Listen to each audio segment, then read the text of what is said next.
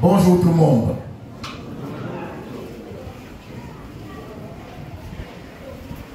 On va se lever.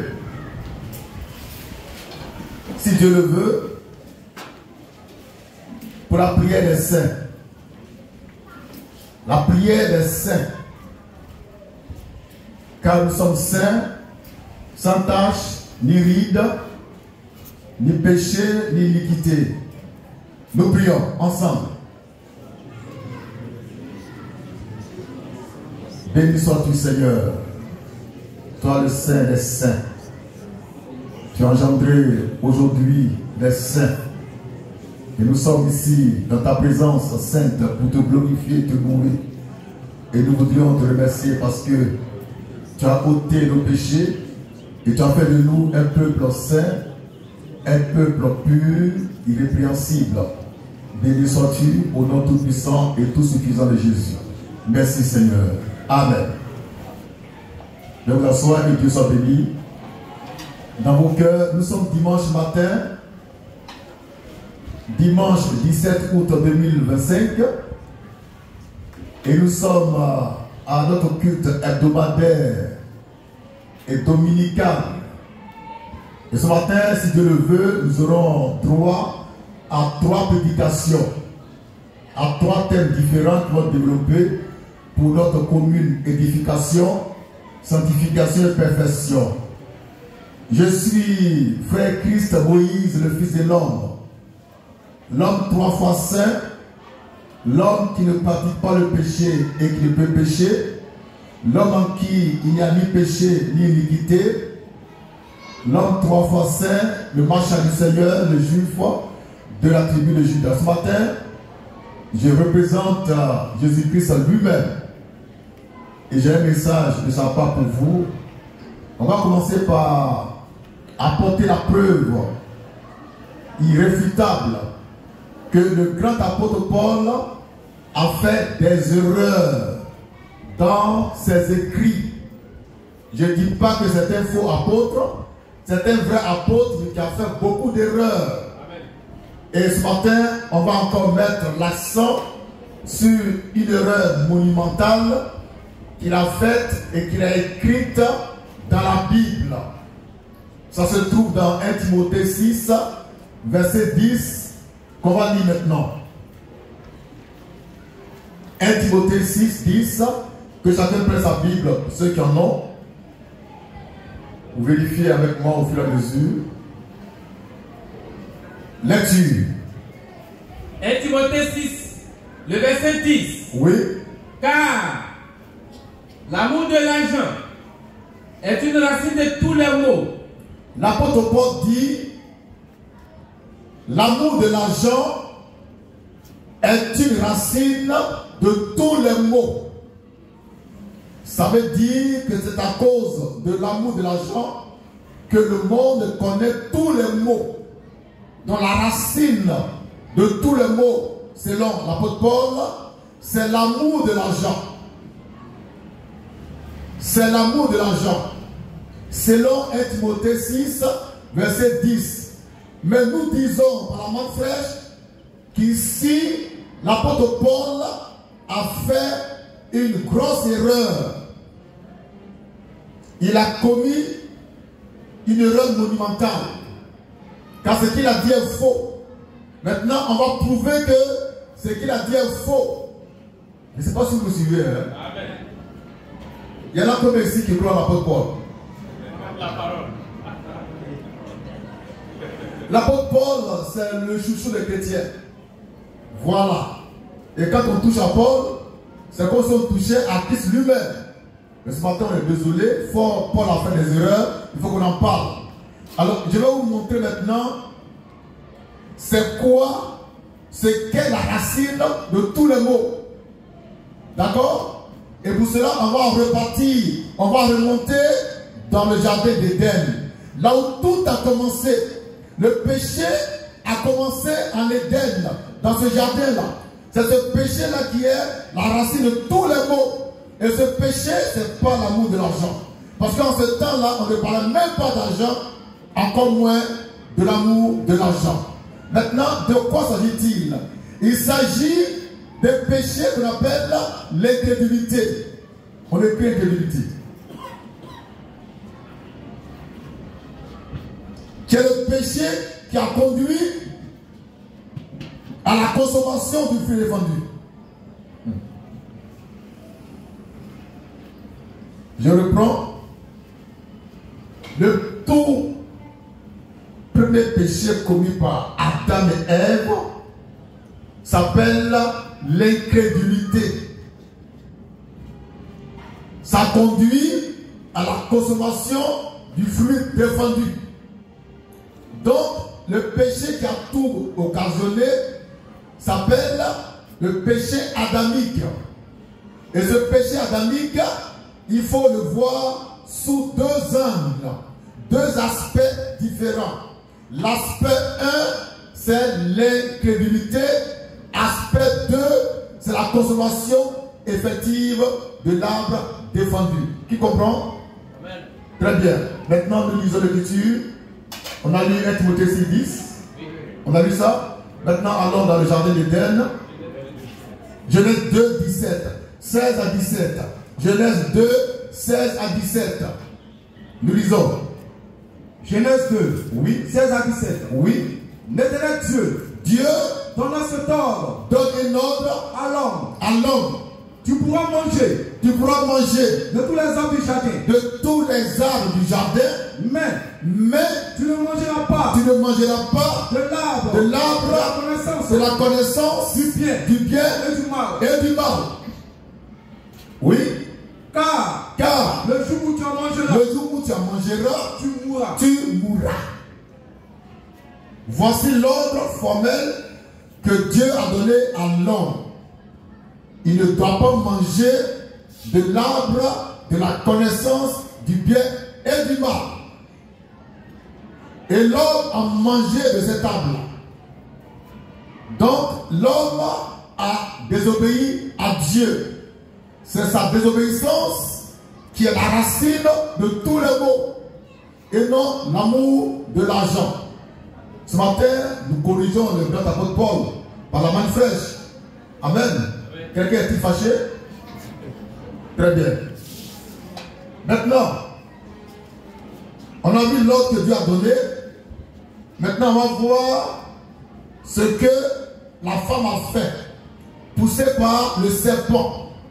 Là-dessus, Genèse 3, 14. Là-dessus. Genèse 3. Oui. Verset 14 à 19. Oui. L'éternel Dieu. Oui. Dit au serpent. Non. Qu'est-ce que la femme a fait?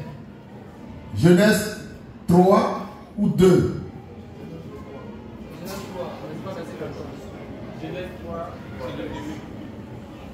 Genèse 3, 1. Là-dessus. Le serpent était le plus rusé. Le serpent était le plus rusé de tous les animaux des champs. De tous les animaux des champs. Que l'éternel Dieu avait fait. Que Dieu a créé. Il dit à la femme. Le serpent dit à la femme. Dieu a-t-il réellement dit? Dieu a-t-il réellement dit? Vous ne mangerez pas. Vous ne mangerez pas de tous les arbres du de jardin. tous les arbres du jardin. La femme répondit au serpent. La femme dit au serpent. Nous mangeons. Oui. Du fruit. Oui. Les arbres du jardin. Oui. Mais quant au fruit. Oui. De l'arbre. Oui. qui est au milieu du jardin. Oui. Dieu a dit. Dieu a dit. Vous ne mangerez point. Vous ne mangerez point. Et vous ne toucherez point. Et vous n'y toucherez point. De peur. De peur. Que vous ne mouriez. Que vous ne mouriez. Lecture. Verset 4.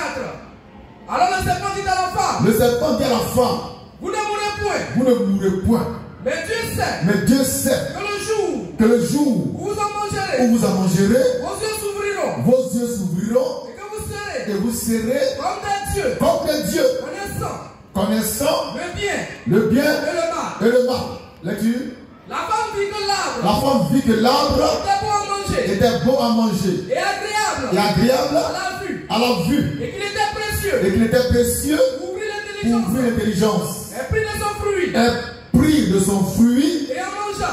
Et en mangea. Point. Donc, séduite par le serpent, la femme prend le fruit défendu et puis elle mange ça. Elle a mangé le fruit que Dieu a dit de ne pas manger. Donc, elle a désobéi à l'ordre de Dieu. D'accord? c'est là que tout a commencé. La consommation de ce fruit-là est la racine de tous les maux. Lecture. Elle en donna aussi. Elle mange ce fruit, elle prend le même fruit, elle le donne à son mari, à l'homme, qui était auprès d'elle. Oui. Et il en mangea. L'homme aussi mange de ce fruit-là. Donc la femme en a mangé, l'homme aussi en a mangé. Maintenant, de quel fruit s'agit-il? Il s'agit du fruit de l'arbre de la connaissance du bien et du mal. Cet arbre-là, ce n'est pas un arbre, comment on dit ça? C'est un arbre extraordinaire. C'est la femme. Et le fruit de cet arbre-là, c'est le sexe féminin. Et là, nous sommes en plein dans le message d'histoire de Branham. Il y a un arbre qui s'appelle arbre de la connaissance du bien et du mal. Son fruit, c'est son sexe. C'est le sexe féminin qui est le fruit de l'arbre de la connaissance du bien et du mal. Et Dieu ne voulait pas qu'on mange de ce fruit-là. Mais le serpent a pu séduire la femme et l'amener à manger de ce fruit-là. Maintenant, que signifie manger sur le plan spirituel et prophétique en rapport avec l'arbre de la connaissance du bien et du mal? On va découvrir le sens du mot manger de façon symbolique. Que signifie manger? Il y a des baoulés ici. Des baoulés.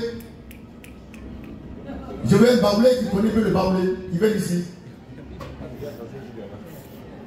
Un baoulé qui connaît le baoulé, qui parle baoulé, qui connaît le baoulé. En baoulé, comme on dit, coucher les femmes.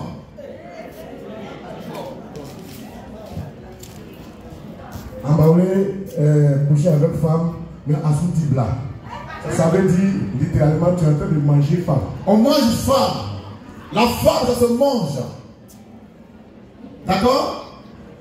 Je veux un ébrier ici. Merci, un ébrier. Qui comprend ébrier? Ne vous cachez pas les ébriers, venez ici. Un ébrier, on nous dit comme on dit, coucher une femme en ébrier.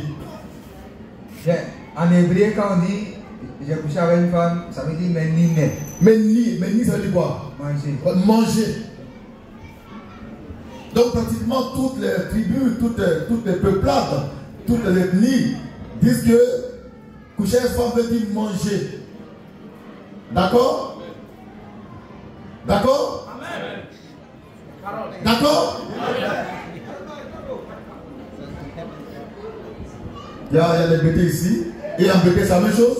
Mais je pense, hein. Donc de façon globale, manger une femme veut dire coucher avec elle.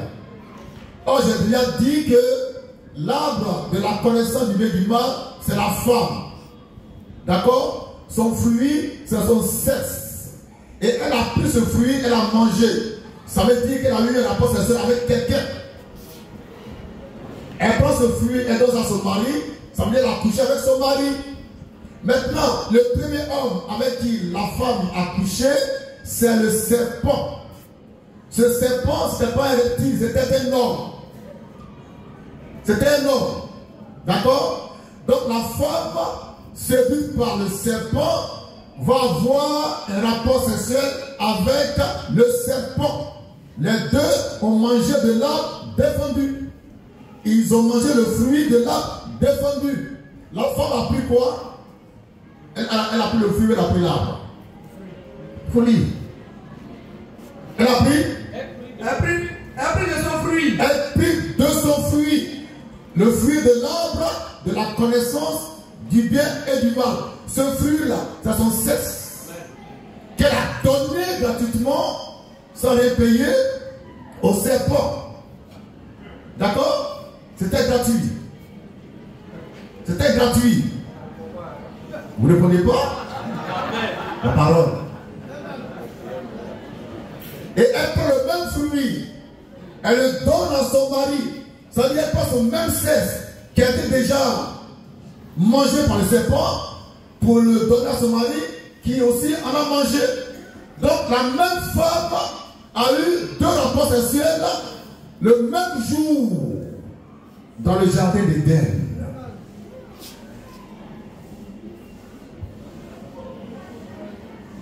C'est bon? Maintenant, disons Proverbe 30, verset 20. On efface un peu ici, on parle là. Proverbe 30, le verset 20. Pour voir un petit quelque chose, afin de mieux comprendre le sens véritable du mot manger sur le plan prophétique, spirituel et en rapport avec ce que nous enseignons ce matin.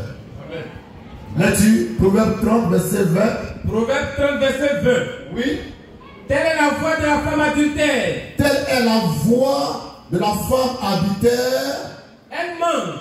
Elle mange. Et c'est sur la bouche. Elle se sur la bouche. Puis elle dit. Puis elle dit. Je n'ai point fait de mal. Je n'ai rien fait de mauvais. C'est quoi la voix de la femme adultère? Elle mange. À votre avis, elle mange quoi? On parle de la femme adultère qui mange quelque chose. Elle mange quoi?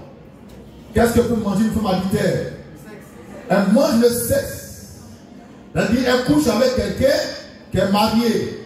Ou bien elle est mariée, puis elle couche avec quelqu'un qui est marié. Donc, en commettant adultère, elle mange quoi? Le fruit défendu. Donc, manger le fruit dans le jardin, c'était avoir un rapport sexuel.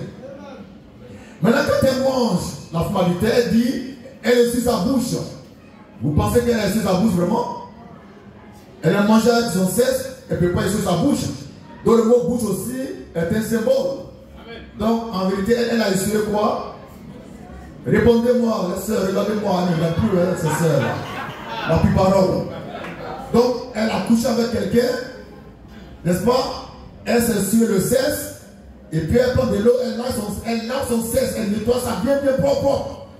Et son mari vient dire, ah moi je n'ai rien fait, tu peux vérifier, il n'y a rien. La parole. Jusqu'à présent, les scientifiques n'ont pas trouvé d'appareil pour vérifier la chose. La plus parole. C'est bon? Donc ici le terme manger veut dire avoir un rapport sexuel avec quelqu'un.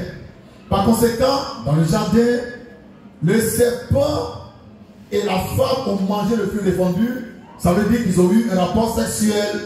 La femme elle prend ce même fruit qui a son sexe, le donne à son mari aussi qui a mangé, donc elle a couché avec son mari.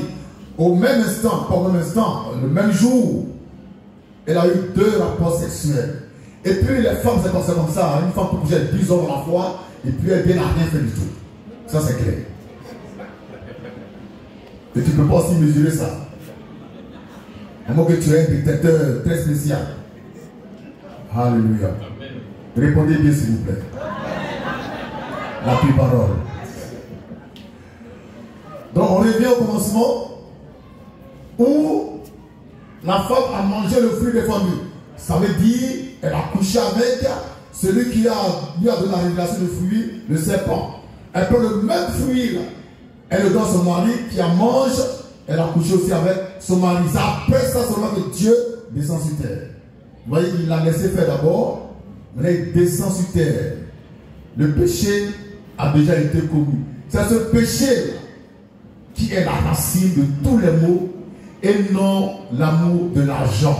Au commencement, on ne parlait pas d'argent, encore moins de l'amour de l'argent.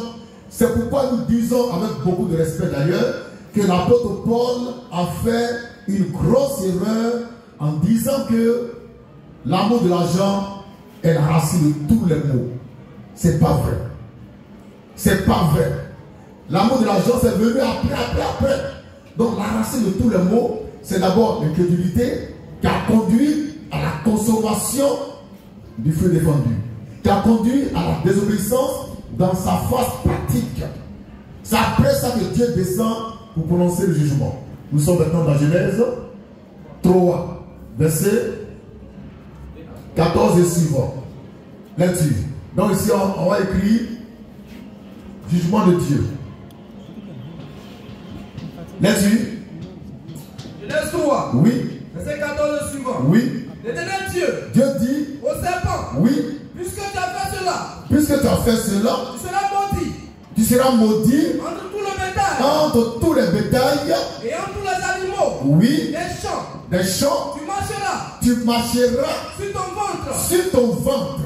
Ça veut dire qu'avant, le serpent ne marchait pas sur son ventre. Donc il marchait comment? Il avait la station debout comme ça, 2 pieds. Et c'est après qu'il a été maudit, que les pieds du serpent sont rentrés en lui, ses bras sont rentrés en lui, il est devenu un reptile. C'est bon? Nature? Et tu mangeras de la poussière. Oui. Tous les jours de ta vie. Oui. Je mettrai une initiée Oui. entre toi Oui. et la femme. Oui. Entre ta postérité Oui. et sa postérité. Oui. Celle-ci Oui. t'écrasera la tête. Oui. Et tu lui blesseras le talon. Oui. Il dit à la femme, Dieu dit à la femme, j'augmenterai je vais augmenter la souffrance de tes grossesses. et tu enfanteras Tu enfanteras avec douleur. Et Tes désirs se porteront vers ton mari, mais il dominera sur toi. Donc le fait que les femmes accouchent avec douleur n'est pas lié au fait que quelqu'un aime l'argent ou pas. D'accord? C'est parce que dès le commencement, il y a eu une incrédulité qui a conduit à la consommation du feu défendu, donc à la désobéissance. C'est ça qui est la racine de toutes les douleurs, de toutes les souffrances, de la mort, des problèmes, des calamités, de la sécheresse, de la famine, de tout ce qui est mauvais. Ça vient de là-bas. On va lire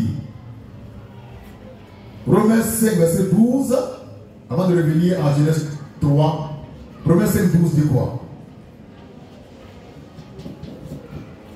Romains 5, verset 12. Oui. C'est pourquoi, Oui. comme par un seul homme, Oui. le péché entré dans le monde, Oui. et par le péché, Oui. la mort, Oui. et qu'ainsi, Oui. la mort s'est étendue Oui. à tous les hommes. Très bien. La mort est entrée dans le monde par un seul homme. C'est quel homme? Quel homme? Adam. Mais pourquoi Adam a mangé du fruit défendu? C'est comme ça que la mort est entrée dans le monde. La mort n'est pas entrée dans le monde parce que Adam aimait l'argent, mais parce qu'il a mangé le fruit défendu. Donc ce fruit-là qui a été mangé, c'est lui qui est la racine de tous les maux. Mais avant d'être mangé ce fruit, il y a eu d'abord incrédulité. C'est bon?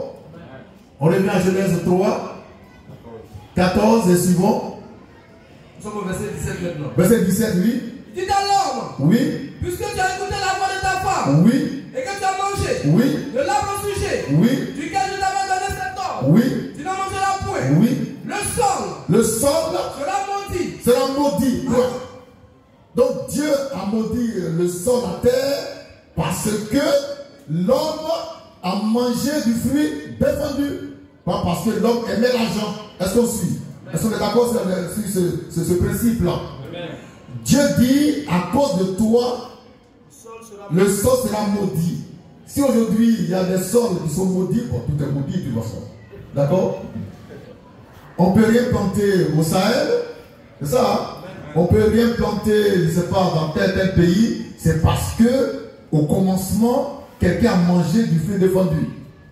Si dans ta région, il y a des marécages où on ne peut pas cultiver toutes les plantes, c'est parce que au commencement, quelqu'un a mangé le fruit défendu.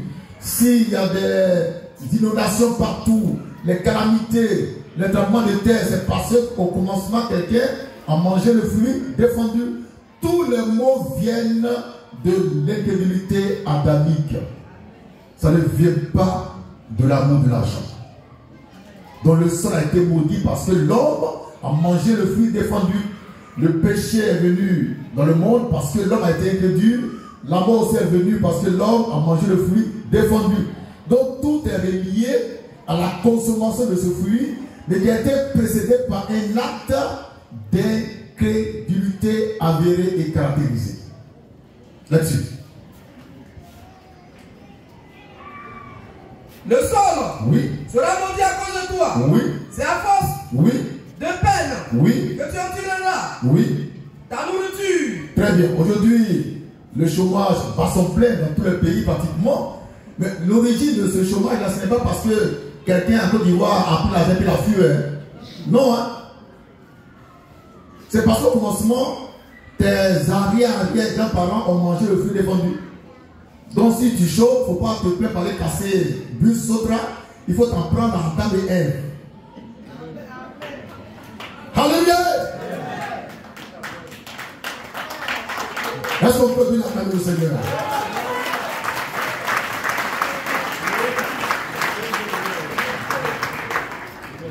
Que Dieu soit béni. Là-dessus. Il te produira des épines. Oui. Et des ronces. Oui. Et tu mangeras. Oui. De l'air des champs. Oui. Verset 19. Oui. C'est à la sueur de ton visage. Oui. Que tu mangeras du pain. Oui. Jusqu'à ce que Oui. tu retournes Oui. dans la terre. Oui. D'où Oui. tu as été pris. Très bien. Donc il est clair que nos douleurs, nos souffrances, nos problèmes, nos maladies viennent de la désobéissance d'Adam et Ève qui sont nos ancêtres.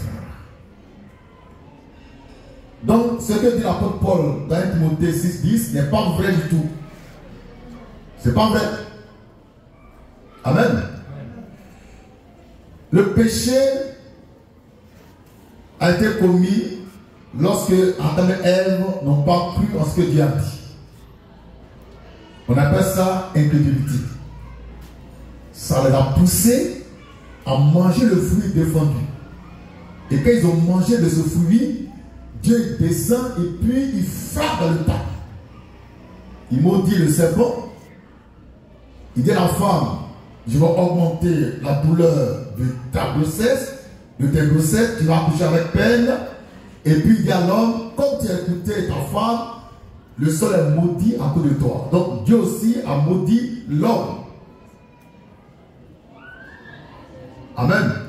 Et de dire, c'est à force de travailler que tu vas avoir un peu à manger. Il dit, tu vas gagner ton pain à la sueur de ton front. Aujourd'hui, pour avoir travail, c'est difficile. Hein? Il y en a qui ont joué 10 fois à l'entrée, au concours d'entrée à l'ENA. 15 fois. Mais ce n'est pas ta faute. Hein? C'est ton grand-père Adam et ta grand-mère Ève. C'est eux, ils ont mangé le fruit défendu. Donc ne t'en prends pas au système actuel. Si tu veux te plaindre, il faut aller plus haut que ça. Que Dieu soit béni. Il y a des questions?